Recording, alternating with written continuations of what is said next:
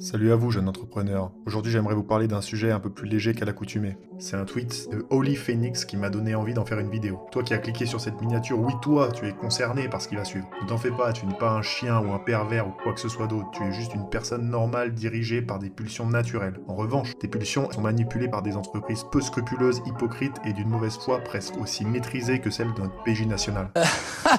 C'est le plus gros poisson d'avril de l'histoire de ces 10 ou 15-20 dernières années. Mais d'abord, cette vidéo est sponsorisée par Twitch. Eh toi, tu fais du contenu de qualité, mais malheureusement tu n'es qu'un grain de sable dans le désert de Twitch. L'énergie déployée à fidéliser ton public est disproportionnée par rapport aux résultats. Pas de panique, nous avons trouvé la solution. Rejoins notre programme Twitch. C'est facile, tu n'as besoin que d'un maillot de bain et d'une banane gonflable.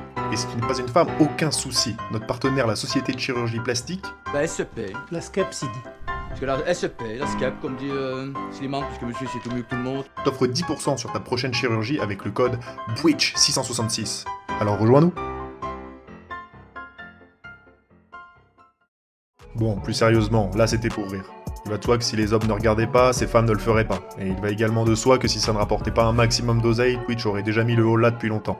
Mon propos ne sera donc pas de taper sur les chaînes qui proposent ce type de contenu, mais d'alerter en quoi il peut être indirectement source de danger pour les consommateurs, mais aussi pour les producteurs. Tous les jours, des milliers de vidéastes partagent des moments avec leur communauté, et je vois régulièrement des petits streamers essayer de percer sur Twitch à travers les réseaux sociaux, et ce serait hypocrite de nier que les femmes ont plus de facilité. Et je pense sincèrement que pour la grande majorité, il s'agit d'une envie sûrement inconsciente de mettre en avant les femmes sur une plateforme majoritairement masculine, et je n'ai rien contre ça. De ce que j'ai pu voir, les plus attirantes arrivent à créer des liens avec d'autres streamers hommes déjà connus et élargissent leur communauté plus rapidement.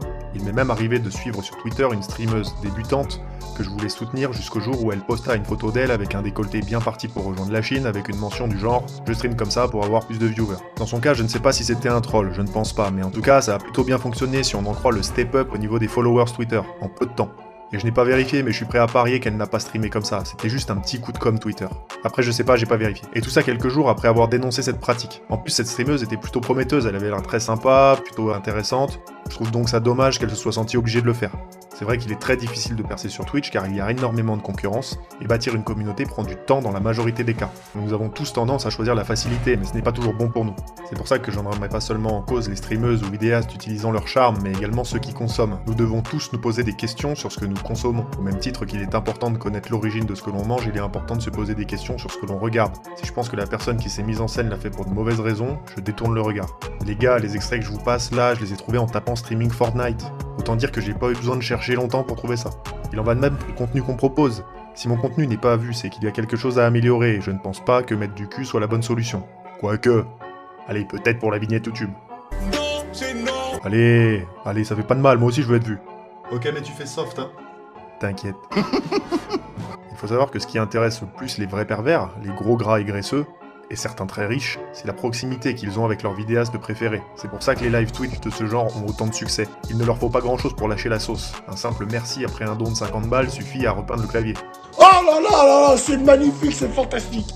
Et il ne faut pas croire que ce sont des gamins de 15 ans qui lâchent des dons à 50 000 euros. Ah mais toi t'es en train de te branler. Vas-y c'est bon. Toi t'es sur la tête de ma mère, t'es en train de te bagner sur moi. Starfallah. Ce qui est malheureux, c'est que même les streameuses en pyjama qui ne laissent aucun centimètre carré de peau apparaître sont victimes de photomontage sur des sites internet douteux. Et personnellement, je m'inquiète beaucoup pour l'avenir de ces streameuses classiques qui partagent juste leur passion, que ce soit du jeu vidéo, de l'histoire ou de la science, et qui vont se retrouver sur des sites de deepfake pornographiques.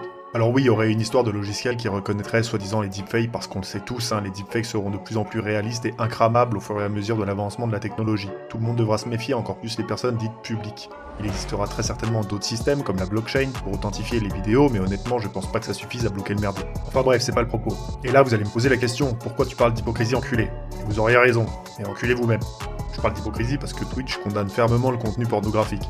Moins que les injures jugées racistes ou homophobes, mais quand même. Par contre, le contenu érotique... Tiens, allez, c'est la porte ouverte à toutes les fenêtres. Sur la vie de Tonton Maurice, je ne regarde pas ce genre de contenu, et pourtant moi aussi j'en ai en suggestion.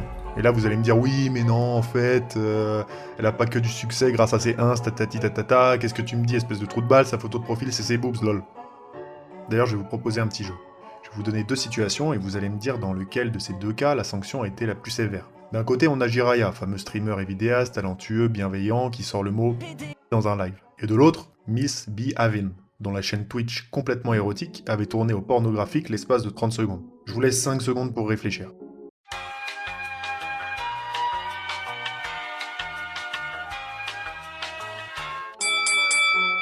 Et non, c'est perdu, Jiraiya a pris une semaine de ban alors que Miss Behavin a pris 3 jours, sans compter que la polémique a fait à cette dernière une pub de fou furieuse qui a été un tremplin fabuleux pour son métier de... travailleuse du sexe. Les deux situations sont condamnables de prime abord, mais bordel, remettons ça dans son contexte. Le P-word utilisé par Jiraiya était dans le feu de l'action, il n'y avait en aucun cas une envie de nuire. C'était tellement innocent que le streamer lui-même s'est demandé pourquoi il avait été banni. Et il se trouve que je suis en train de jouer, et puis un mec me fait tomber, il me tient, enfin un mec en random, tu vois, genre on est en train de jouer, tout ça. Je tombe parce que quelqu'un m'a tenu et tout, je fais oh le PD, putain. Je fais ça, d'accord. Soit le PD. Je suis au bout du rouleau, tu vois, parce qu'il m'a fait tomber. On continue, tu vois, on joue, machin. Dans le cas de Misbehaving, je suis désolé, mais ça c'est clairement fait exprès.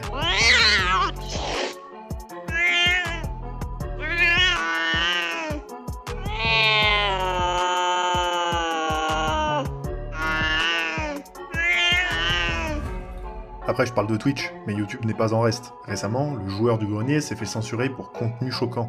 Après réclamation, sa vidéo a été validée, puis à nouveau censurée. C'était à ne rien y comprendre. Et là, on se dit, ça va, c'est rentré dans l'ordre, mais j'imagine pas le bordel que ça a dû être pour justifier ça aux partenaires qui sponsorisent la vidéo. Et tout ça parce qu'un individu avec un peu de pouvoir a abusé de sa position pour censurer quelque chose qu'il était le seul à trouver choquant. Et la situation s'est débloquée parce que bordel, c'est le joueur du grenier, mais un petit vidéaste n'aurait jamais pu s'en sortir.